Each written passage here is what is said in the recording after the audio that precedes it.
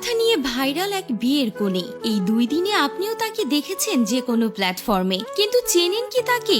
জানেন কি তার নাম? তাকে দেখার পর নিশ্চয় আপনার মনে প্রশ্ন জেগেছে, কে এই টাক মাথার সুন্দরী, কি তার পরিচয়? তাহলে চলুন আর দেরি না করে জেনে আসি ভাইরাল এই সুন্দরী এবং তাকে ঘিরে অজানা সব প্রশ্নের উত্তর।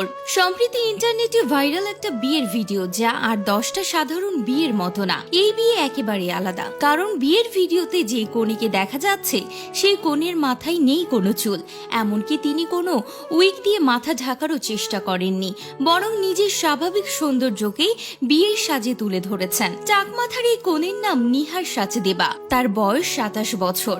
তিনি ভারতীয় হলেও থাকেন যুক্তরাষ্ট্রে।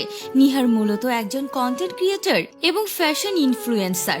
নিহার সোশ্যাল মিডিয়ায় আগে থেকে যুক্ত থাকলেও ব্যাপক পরিচিতি পান এই 2 দিনে তার বিয়ের মধ্য দিয়ে। নিহারের বিয়ের ছবির নিচে 24 ঘন্টায় ইনস্টাগ্রামে 5 লক্ষের বেশি লাইক পড়েছে, যা অনেক বলিউড তারকার চেয়েও বেশি। মাত্র 6 মাস বয়স থেকে নিহার অটোইমিউন রোগ অ্যালোপেশিয়ায় আক্রান্ত। এর ফলে তার চুলের ফলিকল মারাত্মকভাবে ক্ষতিগ্রস্ত হয় এবং ছোটবেলা থেকেই তিনি টাক মাথা নিয়ে বড় হয়েছেন। কিন্তু তিনি সমাজের চাপে নিজের টাক মাথা ঢাকার চেষ্টা করেননি, বরং নিজের বাস্তবতা মেনে নিয়ে আত্মবিশ্বাসের সঙ্গে নিজস্ব সৌন্দর্য প্রকাশ করেছেন। নিহার এবং অরুণ গণপতি গত 7 বছরের বেশি সময় ধরে প্রেম করেছেন।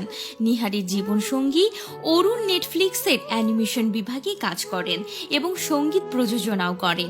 এই দম্পতি তাদের বিয়ে সেরেছেন ভারতীয় ঐতিহ্য মেনে, যেখানে নিহার নিজেকে সাজিয়েছেন লাল লেহেঙ্গা, ওড়না ও গহনায়। নিহারের ফেসবুকে পোস্ট করা বিয়ের ভিডিওটি প্রথম 24 ঘন্টায় 4 কোটির বেশি মানুষ দেখেছেন। নিহার নিজেকে নিজের মতো করে গ্রহণ করার এক অনন্য উদাহরণ। বিশ্বের নানা প্রান্ত থেকে হাজারো মানুষ এই জুটিকে অভিনন্দন জানিয়েছেন।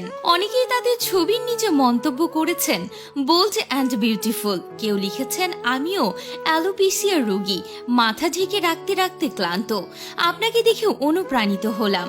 অন্য একজন লিখেছেন, রাজকন্যার মাথায় চুল আছে কি নেই তাতে কিছু যায় আসে না, আপনাকে রূপকথার রাজকন্যার মতোই লাগছে। তো ভিউয়ার্স, আজকের ভিডিও এখানেই শেষ হচ্ছে। ভিডিও নিয়ে আপনার মতামত অবশ্যই কমেন্ট করে জানাবেন।